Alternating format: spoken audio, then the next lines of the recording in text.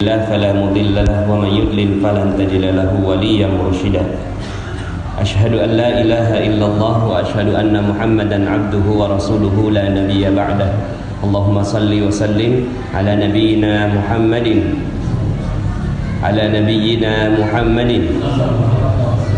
وعلى آله وصحبه وجنوده وأنصاره ومن جاهد في سبيله إلى يوم الدين. قال الله تعالى في القرآن الكريم أعوذ بالله من الشيطان الرجيم ومن يتق الله يجعل له مخرجا ويرزقه من حيث لا يحتسب صدق الله العظيم وصدق رسوله النبي الكريم ونحن على ذلك من الشاهدين ولا حول ولا قوة إلا بالله العلي العظيم. Alhamdulillah, segala puji bagi Allah yang memberikan nikmatnya kepada kita semua sehingga di malam puncak dari Ramadan, malam 27, sebagian besar dari seluruh negeri-negeri muslim biasanya di malam 27 adalah malam puncak karena memang ada sebuah hadis dari Rasulullah SAW. Jadi hadis tentang Lailatul Qadar ini ada beberapa menyebutkan bahwa terjadinya di 10 hari terakhir, makanya Rasulullah SAW beriktikaf. Kemudian ada yang menyebutkan terjadinya di malam ganjil, sehingga akhirnya di malam-malam ganjil biasanya ramai masjid. Kemudian ada juga yang hadis menyebutkan tentang di malam ke-27. Seandainya malam-malam yang lain tidak, maka malam 27 ini mau nggak mau mesti dipaksakan. Bagaimana caranya ya, diatur sedemikian rupa sehingga akhirnya kita di malam 27 ini betul-betul beribadah kepada Allah Subhanahu wa taala. Sebenarnya janji Allah Subhanahu wa taala terhadap Ramadan sudah terlalu banyak. Cuma yang aneh adalah kenapa janji-janji itu tidak membuat umat Islam, khususnya umat Islam Indonesia itu bersemangat. Contohnya nggak bersemangat adalah semangatnya di awal saja, di akhirnya melempem ya. Alhamdulillah kita bersyukur di masjid ini masih ramai, walaupun sudah pastinya juga lebih berkurang. Kita doakan semoga yang berkurang ini bukan karena melemahkan semangat, tapi karena sudah pulang kampung ya. Sudah mudik. Tapi yang anehnya adalah janji-janji Allah ini udah banyak sekali ya terhadap Ramadan, tapi kenapa kok terjadinya itu penurunan? Mungkin kalau diganti begini, kalau seandainya ya serius melaksanakan ibadah di bulan Ramadan maka dapat Fortuner 1. Seandainya serius di bulan Ramadan dapat rumah harganya 2 miliar. Seandainya serius di bulan Ramadan sampai akhir, maka sesiapa yang berhasil seperti itu maka dikasih jalan-jalan ke 20 negara di seluruh dunia. Kira-kira kalau seperti itu ramai nggak di masjid? Halo? Nggak muat ya? Sampai ke Agung Sok. Seandainya pahalanya seperti itu, ya, seandainya pahalanya seperti itu maka nggak akan pernah muat ini masjid. Tapi Bapak Ibu yang dirahmati Allah, percaya nggak? Begitu memang yang Allah janjikan. Begitu yang Allah janjikan. Allah nggak janjikan Ramadan ini untuk akhirat saja, tapi Allah janjikan Ramadan ini untuk dunia juga. Jadi kalau seandainya ada yang tahu betul tentang Ramadan, maka betul-betul dijagain Ramadannya, dijagain betul-betul sampai akhir. Makin 10 hari terakhir ditinggalin semuanya, dia fokus di Ramadan. Kenapa? Karena pahalanya adalah pahala yang sifatnya dunia juga ya. Seandainya kita tahu tentang itu ya, jadi kalau seandainya nih ya, nanti di ujung ceramah saya nanti sedikit saya mau hipnotis ya, boleh ya Bapak Ibu ya? Yang punya utang lunas semua insya Allah ya. Ini kan malam 27 kan, malam 27 ini ajaib Bapak Ibu ya. Nanti saya akan buat atraksi lah di jam 8 insya Allah ya. Jadi kalau seandainya tahu betul tentang ketakwaan, tahu betul tentang Ramadan, maka nggak mungkin umat Islam miskin, nggak mungkin.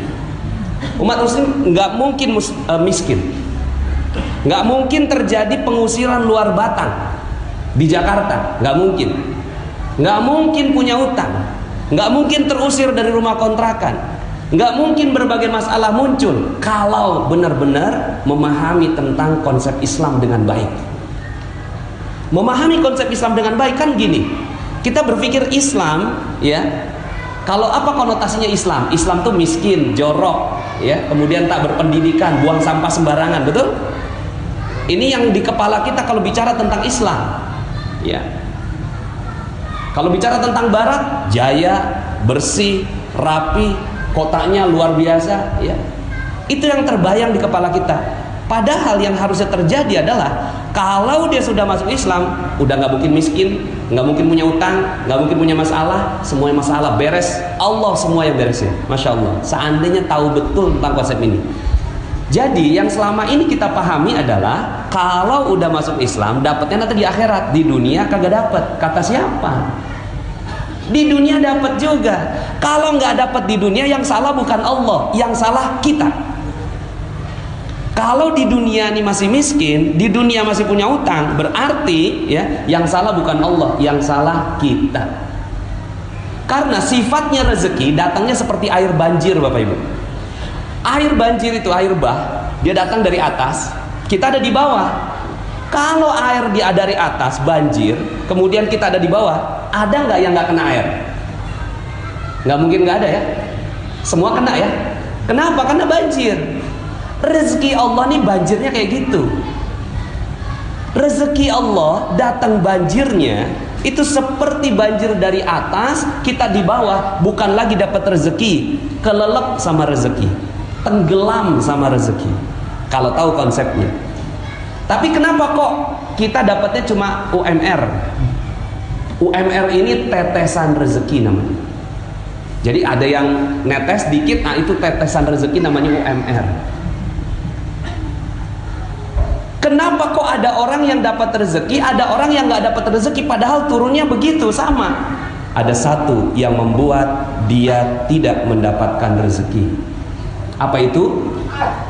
Orang yang nggak dapat rezeki adalah orang yang pasang perisai.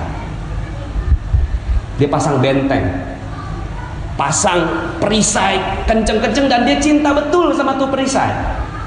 Dia bilang, ini perisai saya, ini perisai saya. Rezeki datang dari atas, banjir datang dari atas, dia tolak dengan perisainya, sampai akhirnya dia nggak dapat rezeki. Kalaupun dapat rezeki, tuh netes rezekinya. Itulah UMR.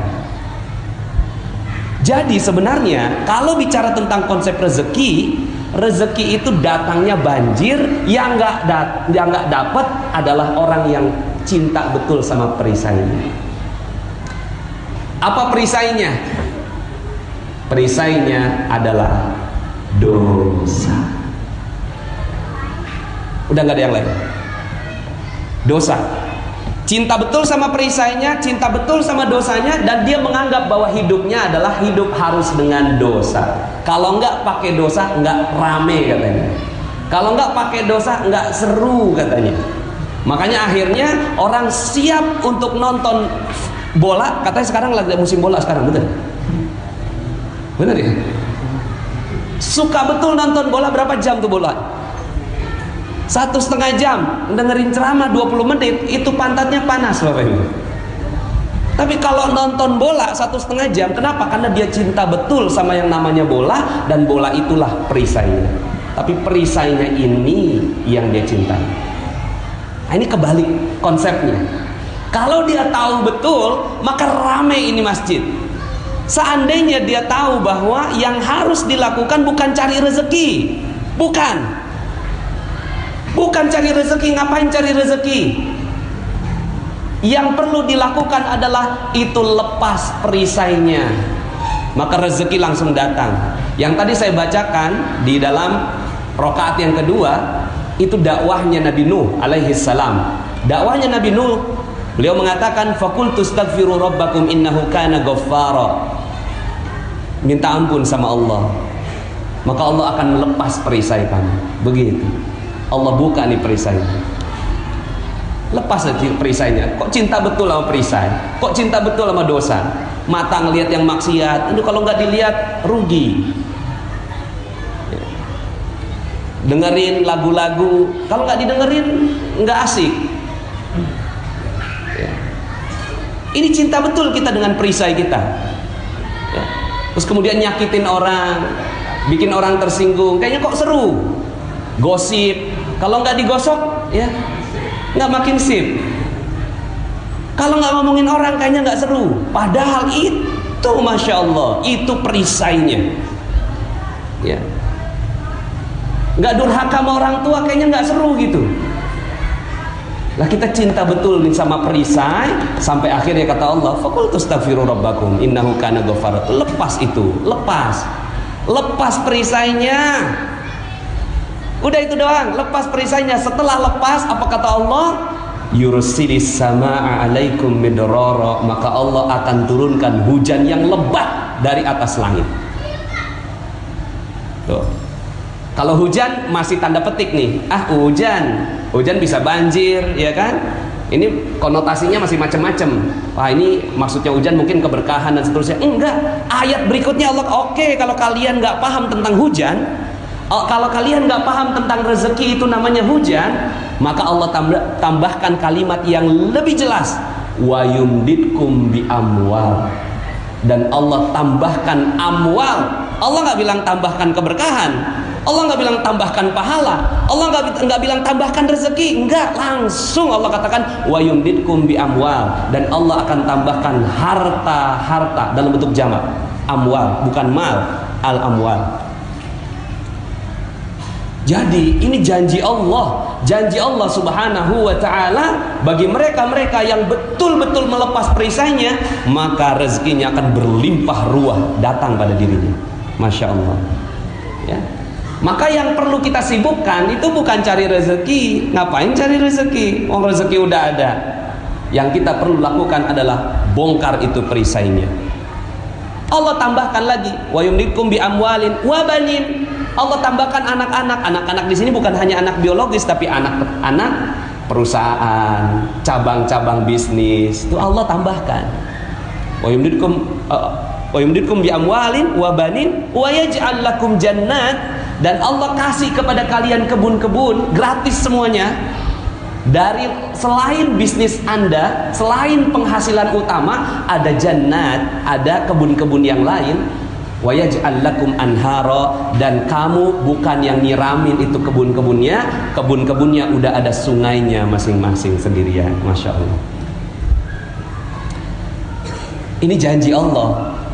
Cuma sekarang pertanyaannya, ya, kan udah di Allah bilang nih, siapa yang bertakwa, siapa yang lepas perisainya, akan Allah kasih fortuna, rumah 2 miliar, jalan-jalan ke 20 negara. Masih ada yang belum mau? Masih ada yang belum mau? Bingung. Apa iya cuma begitu doang? Lah iya begitu. Makanya kenapa Umar bin Khattab radhiyallahu anhu penghasilannya 233 miliar per bulan. Itu Umar bin Khattab radhiyallahu anhu.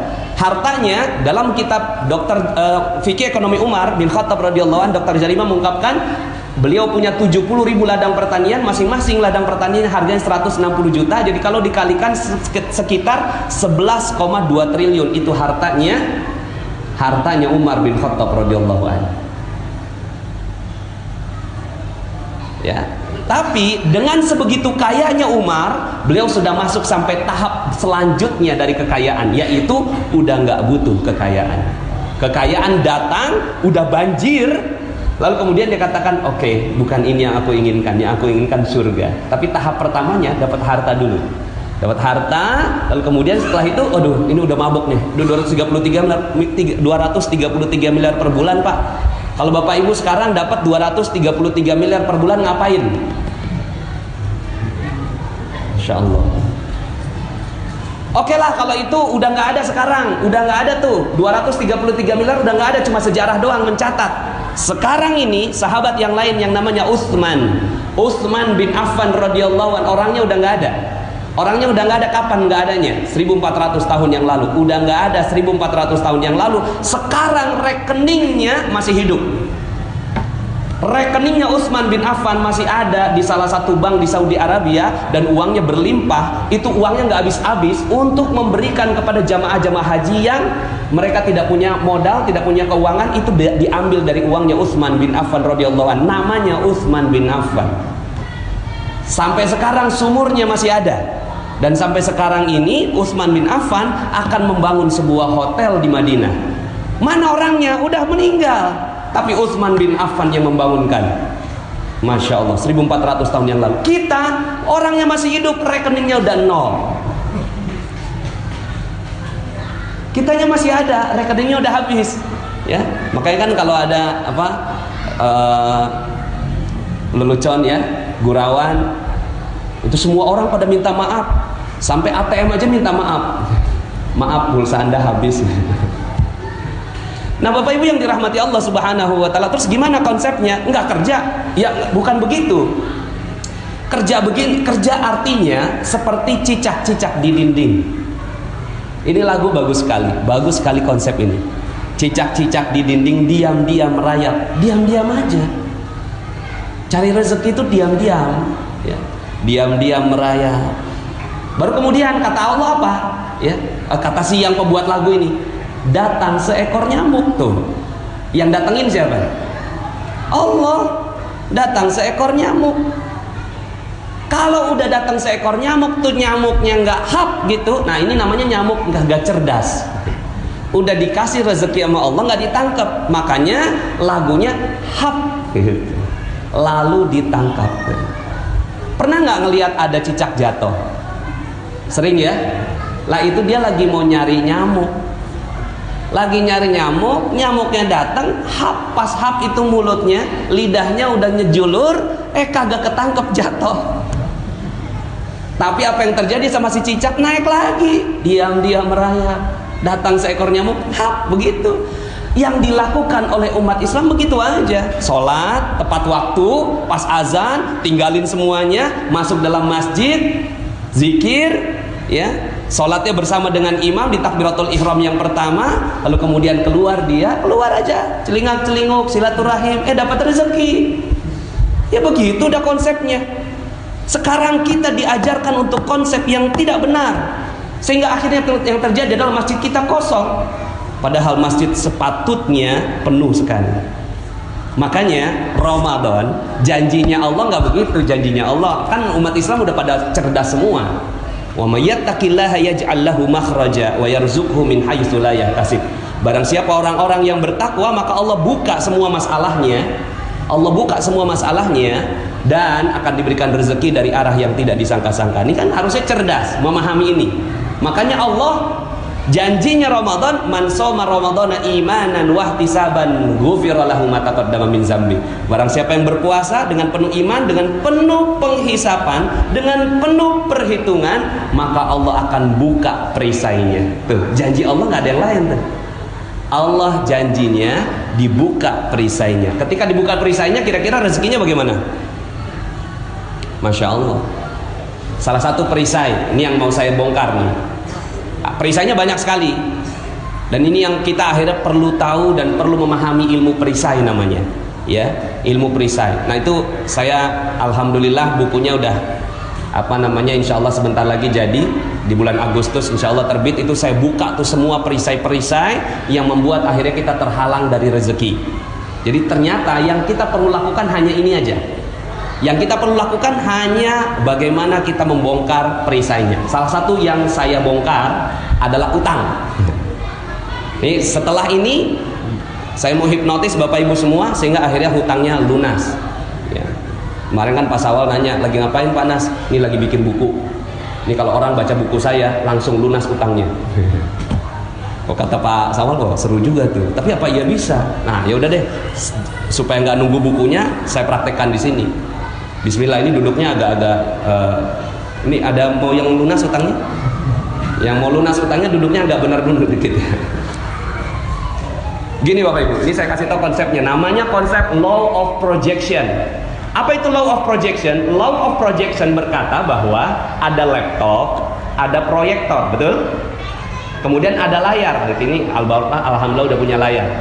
Ada proyektor, ada layar, ada laptop. Sekarang pertanyaannya, ini gampang sekali akhirnya menjelaskan seperti ini karena kita sudah mengerti tentang teknologi.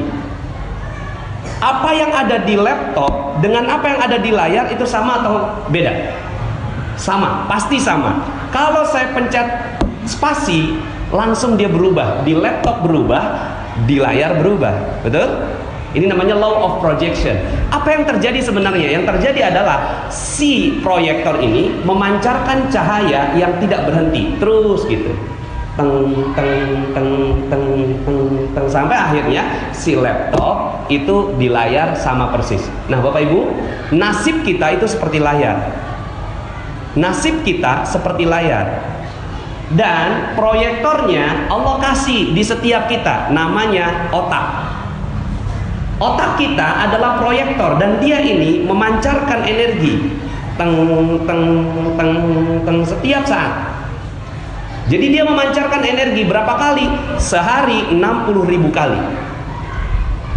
Itu namanya kalau dalam hitungan frekuensi 60 Hz. Dia 60.000 kali memancarkan energi. Teng suka nggak suka, mau nggak mau, sadar nggak sadar, itu langsung. Nih Bapak Ibu sekarang, yang sekarang sedang berada, ini lagi memancarkan energinya. Pikirannya semua lagi terpancar, ya.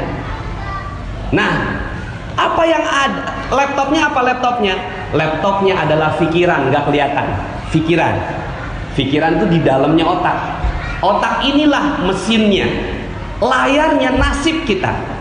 Nah, selama ini kita memproyeksikan utang. Utang. Kira-kira jadinya apa di layar? Halo? Utang. Ah, udah cerdas nih. Jadi di layar yang terlihat apa kira-kira? Utang. Sampai kapanpun orang yang berpikir begini, sampai mati, sampai meninggal, dia nggak akan pernah lunas utangnya. Percaya sama saya. Kenapa? Karena pikirannya itu diliputi hutang. Hutang. Aduh, ini motor belum bayar, mobil belum lunas, rumah masih KPR. Akhirnya sampai kapanpun, udah pun lunas, akhirnya mau utang lagi. Aduh, ini udah selesai nih, beres nih satu nih. Ah, kita sekarang utang lagi. Terus utang sampai meninggal dunia, dia akan terus memiliki hutang. Nah, karena konsepnya law of projection gampang. Dalam waktu sedetik saya bisa katakan bahwa utang Bapak Ibu lunas. Gimana caranya? Waktu itu ada yang datang begini, Ustaz, hidup saya hancur. Nah, hidup saya hancur itu energi. Saya bilang, wow, keren. Kok keren sih Ustaz? Iyalah keren. Dia proyeksinya apa? Hancur. Saya apa? Keren. Iya Ustaz, hidup saya itu hancur karena banyak utang. Wow, dahsyat. Kok dahsyat sih Ustaz? Dia utang, saya dahsyat. Coba cerita, berapa utangnya? 200 juta Ustaz. Wah, keren banget. Luar biasa nih, ya. Kok luar biasa Ustaz, ini saya udah mau dipenjara nih gara-gara punya utang ini. Gini loh, zaman sekarang ini ya. Zaman sekarang ini dipinjemin 1 juta aja nggak gampang loh. Kamu itu dipinjeminnya sampai 200 juta loh. Berarti kamu tuh orang yang amanah ya. Sampai orang mau percaya sama kamu. Iya juga ya. Iya dong, kamu udah nggak punya utang sebenarnya. Yang kamu punya itu amanah. Selama ini kepalanya dia utang. Kapan kebayar kira-kira? Nggak akan pernah kebayar. Ganti, switch, pencet spasi. Pas pencet spasi yang muncul amanah. Maka kalau seandainya dia utang, maka layar utang. Kalau amanah langsung keganti di layar, datang amanah bertubi-tubi padanya. Amanah langsung datang. Sekarang 200 juta itu modal kerja. Setelah itu gitu ya, datang amanah lain berupa customer yang loyal, karyawan yang setia, supplier yang baik hati. Itu amanah yang didatangkan pada dirinya. Jadi saya tanya sama dia, masih punya utang nggak? Nggak punya Ustaz. Yang dipunya apa? Amanah. Wah, subhanallah. Hiduplah dengan begitu, insya Allah nanti amanahnya akan bertambah-tambah. Sekarang saya mau tanya di ruangan ini, nggak tahu kalau di bawah pada ngerti nggak? Saya mau tanya, masih ada yang punya utang? Halo? Hah? Masih? Oh, belum paham berarti. Sekarang saya mau tanya sekali lagi, masih ada yang punya utang di sini? Hah? Sekali lagi saya mau tanya. Yang jawab banyak berarti ngantuk. Saya mau tanya sekali lagi, ada yang masih punya utang di sini? Udah nggak ada? Yang punya apa? Amanah. Udah nikmati aja hidup. Karena Allah Subhanahu wa Ta'ala akan berikan amanah. Maka itu amanah. Dulu Allah kasihin itu, kita lagi butuh banget. Pas kita datang ke orang bawa proposal, ternyata subhanallah dia percaya sama kita. Oke, saya kasih 200 juta. Itu amanah, itu rezeki sebenarnya. Tapi kita selama ini ngomongnya apa? Utang. Kok ya rezeki dibilang utang? Ini dosa namanya. Dosa satu. Ini perisai kita. Karena kita menganggap utang sebagai azab buat kita. Padahal itu adalah rezeki yang harus kita jaga amanahnya baik-baik. Sama seperti ibu-ibu. Mohon maaf ya, ibu-ibu lagi ngejemur nih. Pas ngejemur hujan datang. Pas hujan turun ngomongnya gimana? Ya hujan. Padahal hujan itu rezeki atau azab sebenarnya? Halo? Rezeki itu azab, hujan itu azab atau rezeki? Kok kenapa bilang ya hujan?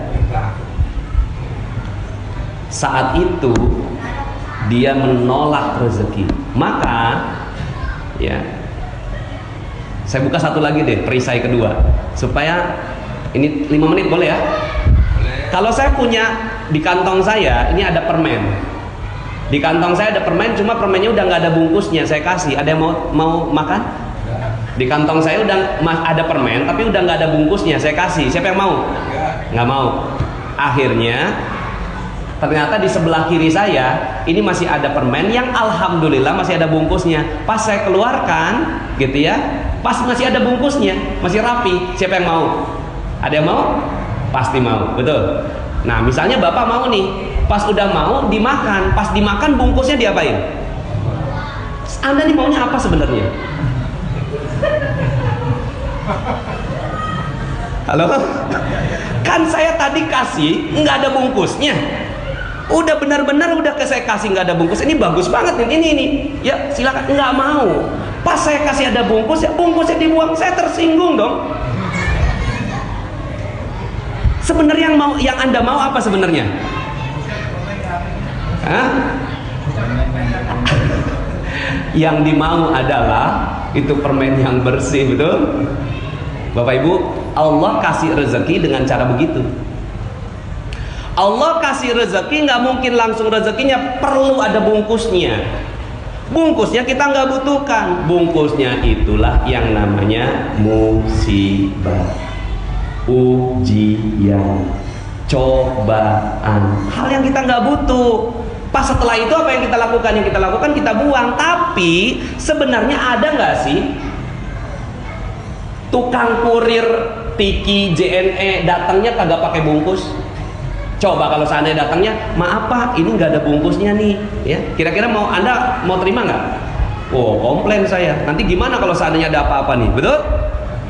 Jadi kalau seandainya nih kurir nih datang bawa bungkusnya, Anda nggak tahu di dalamnya isinya apa, Anda tanda tangan nggak? Di tanda tangan kan? Oke, saya tanda tangan, terima. Artinya kita terima tuh bungkusnya. Tapi ada nggak? Misalnya begini, aduh maaf nih saya nggak terima bungkusnya, udah kebanyakan bungkus di rumah saya, buka aja deh bungkusnya, nanti isinya yang saya tanda tangan. Apa kata si tukang kurirnya? Aduh maaf Pak, saya nggak berani. Ya udah kalau nggak berani pergi aja.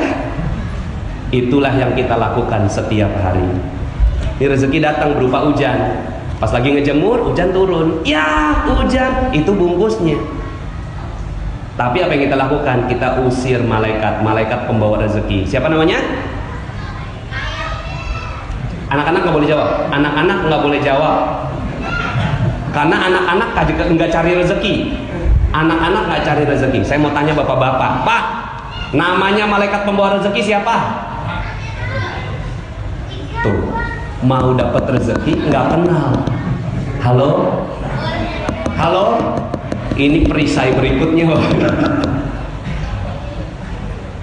Ayo diurut, mungkar, nakir itu dikubur Pak. Ya. Ayo ada yang tahu? Israel itu pencabut nyawa. Israfil peniup sangkakala. Jibril itu malaikat pembawa wahyu. Ada siapa lagi ya? Alhamdulillah. Ini Pak, kalau kita kagak tahu mereknya, kita kagak dapat rezeki. Mereknya aja kita lupa. Namanya Mikail. Malaikat Mikail itu bawa rezeki tiap hari, rajin betul malaikat Mikail dari atas turun ke bawah bawa rezeki, tapi bungkusnya duluan. Apa yang kita lakukan terhadap malaikat Mikail? Maaf, saya nggak butuh kamu, pergi malaikat Mikail. Oke ya, saya cuma kurir. Man yuridillahu bihi khairan yusib minhu. Barang siapa yang mau Allah kasih rezeki, Allah kasih musibah terlebih dahulu. Nah, ini kita nggak tahu nih. Tuh, rezeki kita apain selama ini? Kita mengeluh, ya, kita nggak suka dan seterusnya. Nah, ini baru 2 perisai saya buka, udah enteng. Sekarang saya mau tanya, masih ada yang punya utang di sini? Halo? Masih ada yang punya utang? Inilah ceramah paling cepat ngelunasin utang orang. Ada jalanan macet nggak di Jakarta? Halo? Hah? Halo, ada jalanan macet nggak di Jakarta? Di Jakarta? Ini orang mudik semua. Di Jakarta ada jalanan macet nggak? Nggak ada ya? Adanya penuh. Kalau macet, kita tuh lagi memproyeksikan macet, maka kita lagi berdoa, ya Allah macetkan hidupku, macetkan rizkiku, macetkan kebahagiaanku, macetkan keharmonisanku. Tuh, baru urusan macet, semua rezeki hilang. Coba, gara-gara urusan macet, jalanannya yang macet, ya, itu padahal bungkusnya, tuh jalanan macet, yang terjadi kita lagi doa. Coba ganti dengan penuh. Apa yang terjadi? Kita lagi doa, ya Allah penuhkan rezekiku, penuhkan kebahagiaanku, penuhkan keharmonisanku, penuhkan seluruhnya ya Allah. Masya Allah. Maka apa yang terjadi? Penuh dah. Di layar yang jadi penuh. Jadi ada nggak jalanan macet di Jakarta? Wow, luar biasa. Enak, udah tenang. Pas jalan, ya sebelah kita, jalanannya macet, penuh. Macet kali, penuh. Macet, penuh. Nggak dengerin ceramah sih kemarin. Bapak Ibu yang dirahmati Allah Subhanahu wa Ta'ala, hidup ini terlalu indah. Kenapa nggak indah? Karena kita pegang perisai kita. Perisai itu namanya dosa. Lah dosa itu yang kita mau hancurkan di bulan suci Ramadan.